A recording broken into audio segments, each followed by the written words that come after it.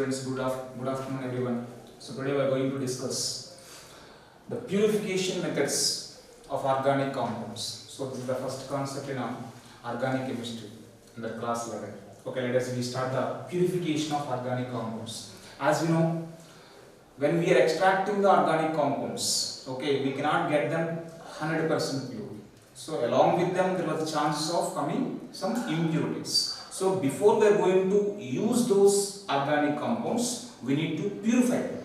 Okay. So what are the methods we are following to purify the impure compounds into pure compounds? Okay. So in that there are so many methods are there. Out of them, so few important methods now we are going to discuss. So the first one is sublimation.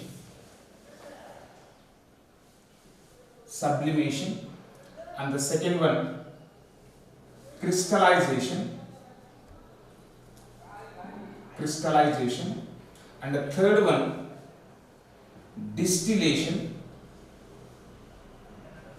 So in this distillation technique, simple distillation, fractional distillation,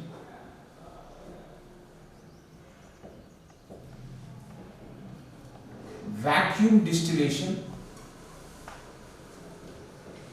So this is also we call it as a distillation under reduced pressure. Next one, steam distillation. And the fourth one, solvent extraction.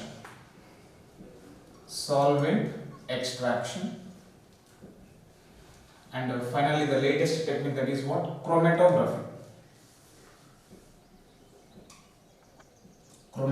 So these are the methods we are going to discuss under the purification methods of organic compounds. Okay, let us discuss this one by one. The first one, sublimation. As we know, what is a sublimation? Sublimation is nothing but the process of conversion of solids directly into gases, so without intermediate liquids, by heating. So when we heat the solids, and these solids are directly converting into vapors without the formation of the liquid intermediates. Okay, that process we call it as what? Sublimation. And those substances which can easily convert the solids directly into gases, those substances we call it as what? Sublimable substances. Now this sublimation technique, so mainly we are using to purify, we are using this sublimation technique to purify solids only. Especially which solids? Especially to purify or to separate, it is used to separate the sublimable substances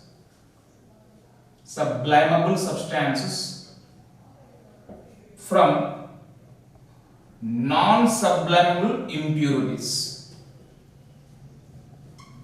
So this sublimation technique we use to separate sublimable substances from non-sublimable impurities. Okay. So now, what are the compounds that we can separate and we can purify by this sublimation technique? If you know the examples of all sublimable substances, those all sublimable substances we can purify by this technique. Okay. What are the examples comes under sublimable substances? The first one is camphor. We know that this is the best example. Camphor, naphthalene, anthracene, benzoic acid,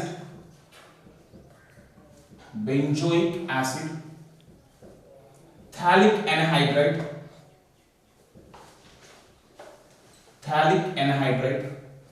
and then ammonium chloride,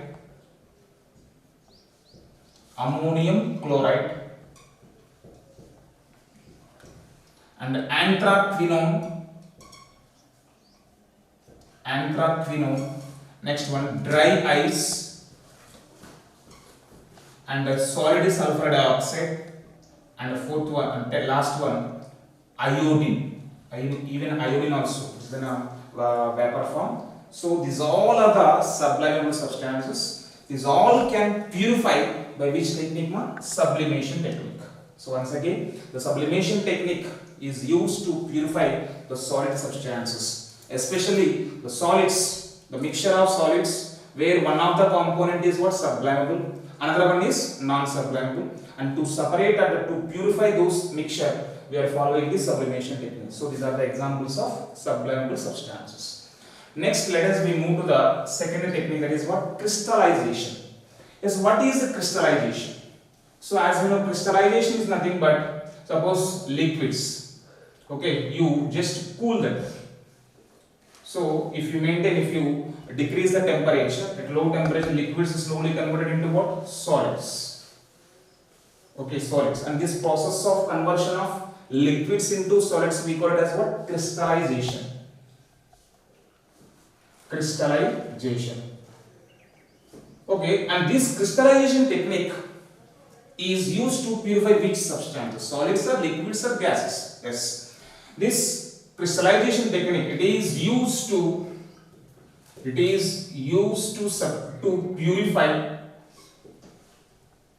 solids only. As like a sublimation technique, the crystallization technique is also used to purify what? Solid substances only. Especially, what is the principle involved, a principle behind this crystallization technique? So this crystallization technique is based upon the difference in solubilities. That is very, very important. The crystallization technique, it is based on difference in solubilities of components of mixture in a particular solvent.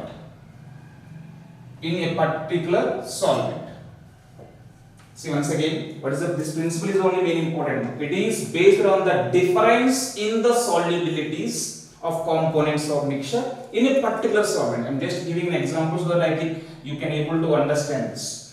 So I am taking a mixture where I am mixing what? Sugar and salt. Sugar and salt. Okay, if I give you the mixture of sugar and salt, how can you separate the sugar from salt or salt from sugar? How can we purify that? As to purify that, what I am doing, first of all, I am dissolving in a hot ethanol. So when we dissolve this mixture in a hot ethanol, what happens? The sugar it is dissolved in it. Sugar is completely dissolved in hot ethanol, but salt cannot. So the remaining residue, the remaining salt is nothing but what? Salt, NaCl. So you can easily, by filtration, you can separate the salt from the solution. After that, from ethanol, again by crystallization, you can separate the sugar. So like this, the mixture of two solids. So here, let us discuss a common example. So let us, I am taking the two components, the component A and the component B. Okay, let us consider A is more soluble in benzene. Let us consider A is more soluble in benzene and B is less soluble in benzene.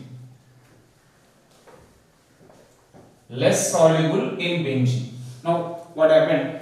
I am taking this mixture, dissolve it in benzene. So when we dissolve this AB mixture in the benzene, A is more soluble and B is less soluble. Now you are start doing the crystallization.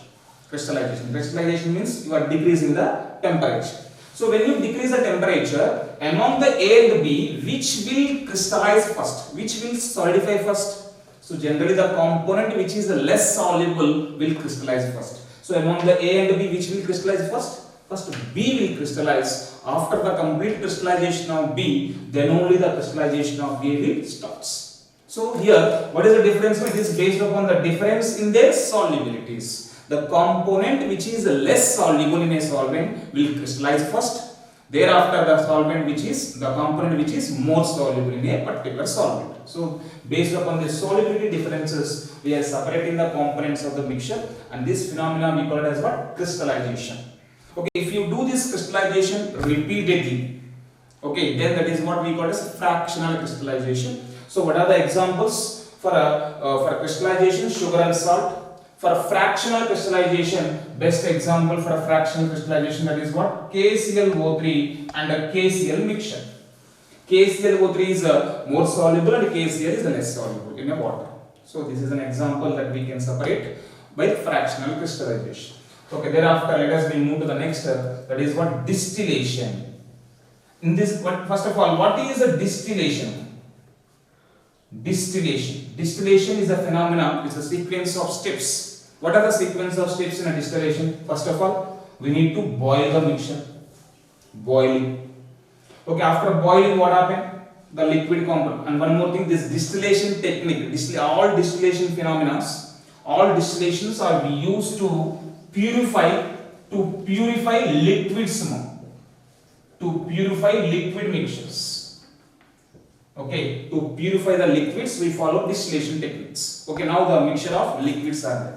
Now, and that liquid, first of all, we need to boil. Well, after it boils, what happens? The liquid becomes what? Vaporized. So, vapors we will get. Vapors. And these vapors, you collect the vapors, collection of vapors. And after you collect the vapors, if you cool it, if you cool those collected vapors, again what happens? They will condense back into liquids. So they undergo condensation, and again converted into liquids. So first of all, vaporization, thereafter condensation. So the phenomena, the sequence of steps, what are the sequence of steps involved in distillation technique? First of all, vaporization, thereafter condensation. So the sum of vaporization and condensation we call it as what? Distillation.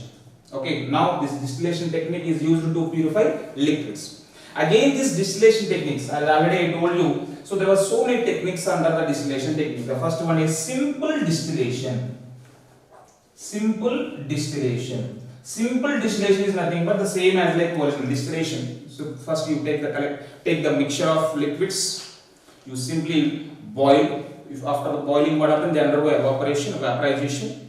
You collect the vapors, again if you cool them, they undergo condensation into liquids. So this is the simple distillation, as like the normal distillation phenomena. And when we need to follow the simple distillation, and which liquid components can purify by this simple distillation? So the first point, the simple distillation we can use. You can use the liquids and the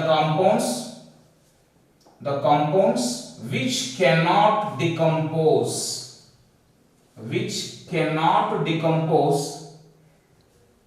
at their boiling points.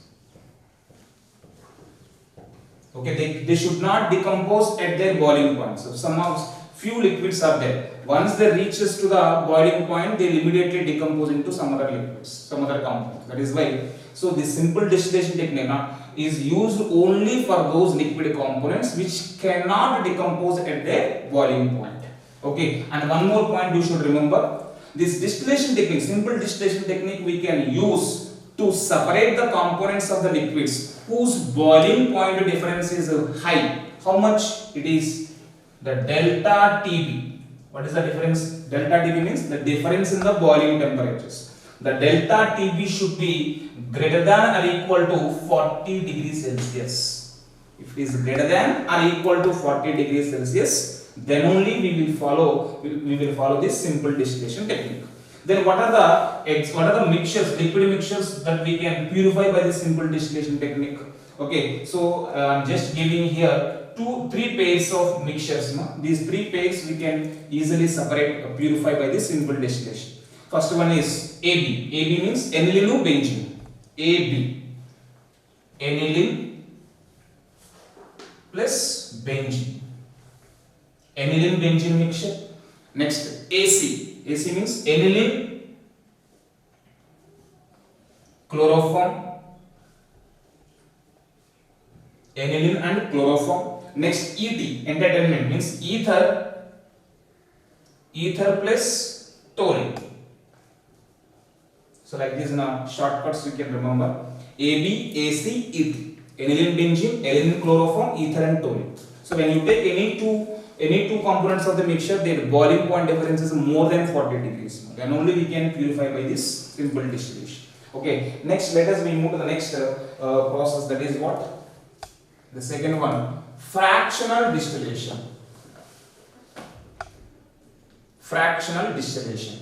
What is the difference between simple distillation and fractional distillation? First thing is the fractional distillation technique. This is also process same as like distillation, but there was a additionally here we are using a special column, that is what fractionating column we will use. Fractionating column. Okay, what is the advantage of this fractionating column? This fractionating column, there was so many grooves. Okay, there was so many grooves, and because of the presence of these grooves, there was a chances of heat exchange between one into another. Okay, so because of the presence of these grooves, there was a chances of heat exchange between two components. There was more chances there because of the use of this fractionating column. The heat can easily exchange from one component to another component. Let us see. And when we will follow this fractional distillation, this distillation technique we will follow when the boiling temperature difference is less than 40 degrees Celsius. Suppose the mixture, the components mixtures whose boiling point difference is less than 40 degrees or very less, then we follow fractional distillation technique. Okay, now when we do the distillation process, okay, which component will boil up first? That is the first. Which component will condensation first? Okay, see, generally what we think, suppose you take a bowl, in that bowl, okay, a mixture of A and B. We have taken, it's a liquid mixture, A and B are there. A, the boiling temperature of A is greater than B. A is greater than B. So when you heat it, okay, when we heat it, which component will boil up first one? As per the regular trend, okay, which component of this mixture will boil up first? The boiling temperature of B is lesser, so the B will boil up first. B will boil up first. After B complete boiling of B, then only A will boil off. Okay, okay, B was boiled off, and here there was a fractionating column. Okay, fractionating column, there was a grooves. So after B was completely boiled up, B reaches the top of the fractionating column, and after it reaches the top of the fractionating column, what happened again? It will come down. It will not escape. Now it was closed. It was closed. So first it will boil off and reaches the fractionating column, and in the fractionating column, first it reaches the top of the fractionating column. But after it reaches the fractionating column, what happened? Again it is slow. It will fall down. Okay, and while the B was falling down, what happened? Now A will boil off. Okay, there was an upward movement of A, downward movement of B. So because of this opposite direction, what happened? While the upward movement of A, what happened? There was a heat exchange from A to B. There was a heat exchange from A to B, so that B again will gain the energy and again will reach the top of the fractionating column, and A will completely lose its energy and it will condense first. So they may ask you this question: in this fractional distillation, which component will condense first? Which component will condense first? The component which is having higher boiling point will condense first. Okay, so the component having high boiling point will condense first. Okay, so because of the heat exchange between B to A, B will condense first. So this is what, A will condense first. So this is what fractional distillation. And what are the examples? What are the liquids which can purify by the fractional distillation? So best example, hydrocarbons. hydrocarbon separation in petroleum industry. Okay, petrol industry, the refining of petrol. The refining of petrol will be done by the fractional distillation. Okay, so this is what the second technique. And the third one, what is the third one? Vacuum distillation. Vacuum distillation. The vacuum distillation also we call it as distillation under reduced pressure. Distillation under reduced pressure. Yes, when we follow this vacuum distillation, I told you the distillation technique, the simple distillation and fractional distillation technique that we follow when the liquids cannot decompose at their boiling points. But some of the liquids they can decompose at their boiling points, and those liquids can purify by this vacuum distillation. So the components of liquids which can decompose at their boiling point can purify by vacuum distillation. You may get that out. Again, what is the role of vacuum here? So because of the decomposition at their boiling point, so what they do, they should not bring the temperature to their boiling point. Why? Because once the temperature reaches the boiling point, the component will decompose. So that is why they need to purify before the temperature reaching to the boiling point. That means they should reduce their boiling point. How they can reduce the boiling point? By decreasing the pressure. So in this process, they decrease the boiling point by decreasing the pressure. So to decrease the pressure, they use vacuum pump. By using vacuum pump, they decrease the pressure. By decreasing the pressure, they decrease their boiling point, so that they can prevent the distillation at their boiling points. Okay, so this is the technique, vacuum distillation. What are the components which can purify by this vacuum distillation? So those are these examples you should remember. No? One is H2O2. Next one, formaldehyde. Okay, next one, glycerin. Okay, glycerin, formaldehyde, H2O2. And also in soap industries, glycerol. Glycerol is also separate or purified, separate from spent lye solution. And also in sugarcane industry, the concentration of the sugar will be purified by this vacuum distillation only. So these are the examples which can purify by this vacuum distillation. One, the distillation techniques, the last distillation, that is what? Steam distillation.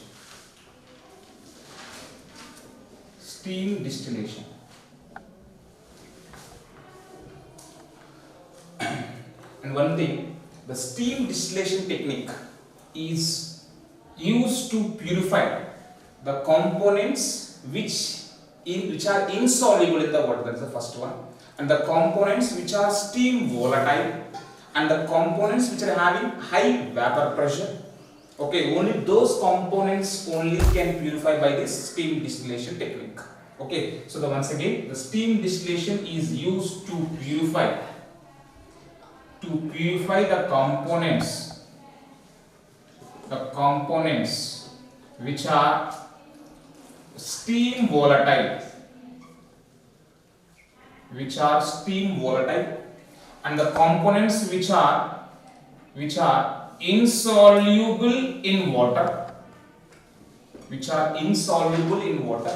and the components which are having high vapor pressure. So only those components only can purify by this steam distillation technique.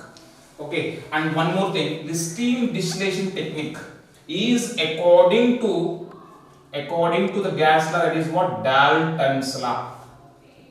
It's according to the law, that is what? Dalton's law. As we know, according to the Dalton's law, total pressure of the mixture is equal to the partial pressures, the sum of partial pressures of all the components of the mixture. That's okay. Total pressure P is equal to PA plus PB. Okay, so according to this Dalton's law, okay, we purify the organic components. Okay, what are the components which can purify by this steam distillation technique? That means the components which are showing these properties. What are the examples? So you just remember these all examples. So the steam distillation, we can purify the components according to the steam distillation. And the first one is aniline. Aniline. Next one, nitrobenzene. Nitrobenzene. Next one, bromobenzene. Bromobenzene. Next one, O-nitrophenol. O-nitrophenol. Next one, salicylaldehyde. Okay. Next one, turpentine oil. Turpentine oil. Okay. So these are the components which can purify by this steam distillation technique.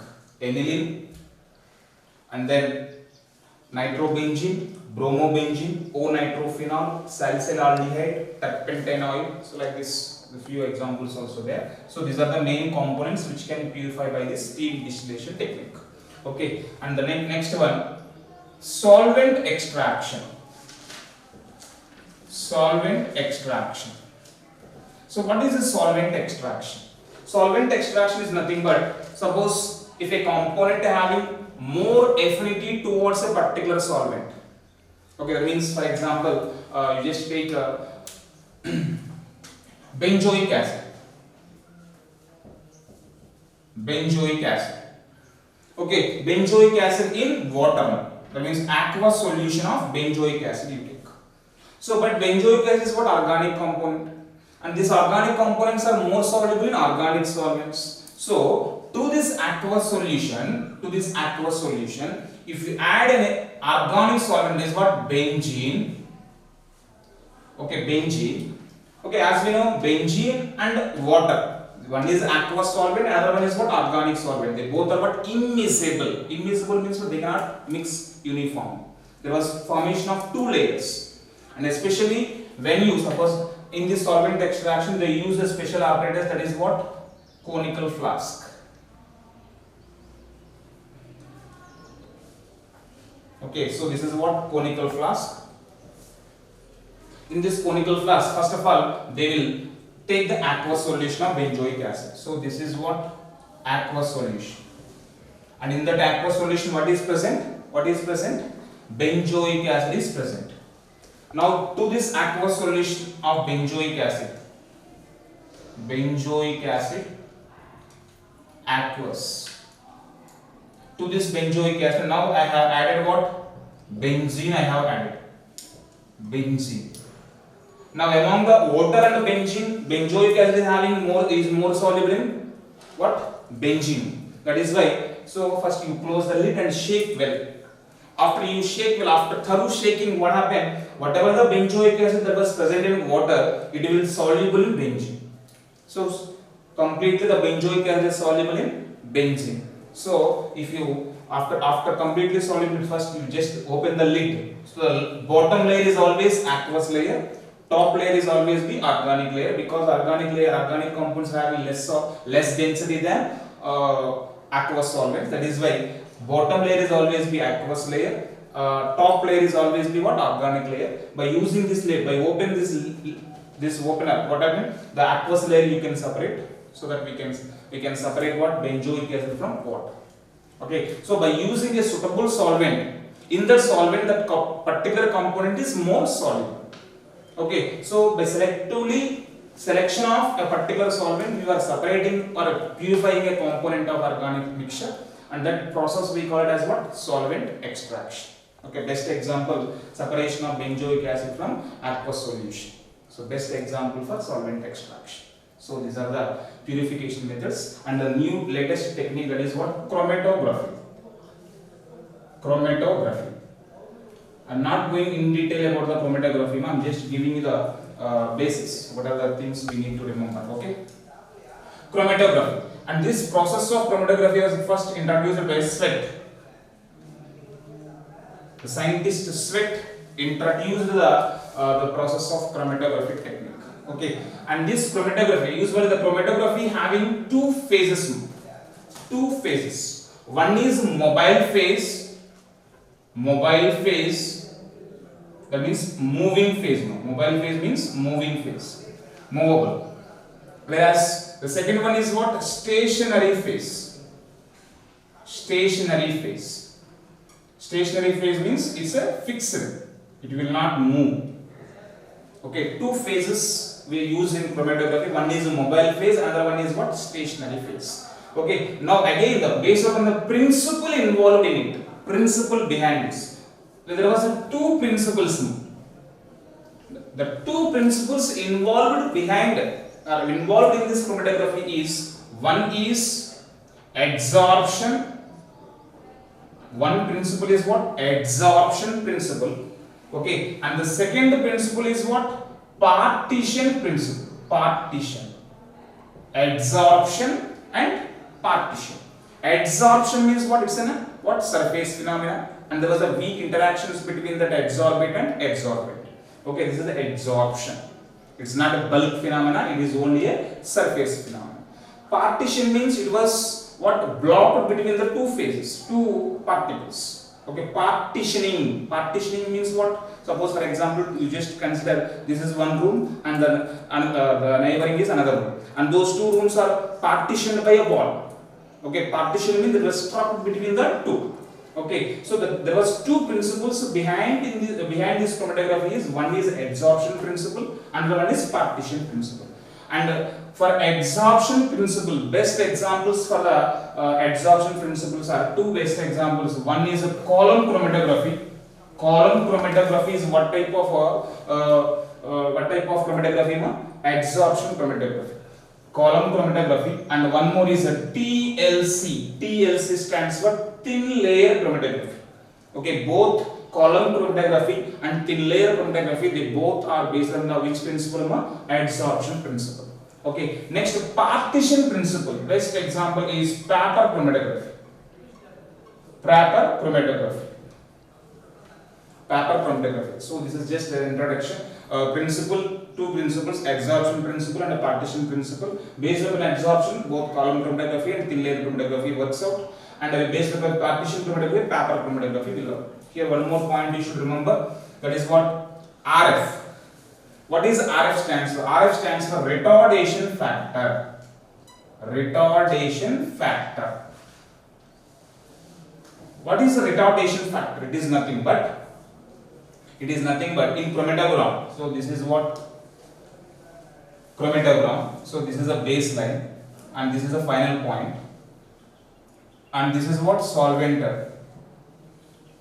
Okay, solvent.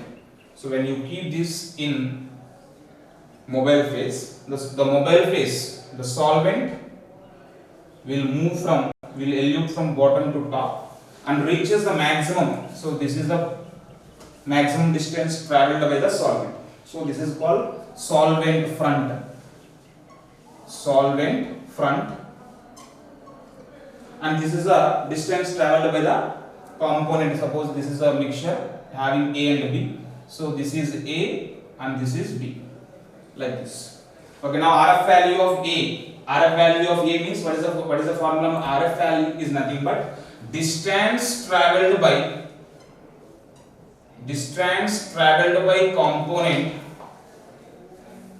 component from baseline. Baseline means this is the baseline. From baseline divided by total distance traveled by solvent. Okay, by using this formula we can calculate the RF value. Okay, based upon the number of RF, total how many RF values came, that many components are there in the mixture. Like this they can differentiate number of components in the mixture, and they can, by using the same, they can separate the components of the mixture also. Okay, this is the latest technique. By using the smaller amounts of the mixture or the substance, they are going to purify the components. Now, this is the best method now to purify the organic compounds.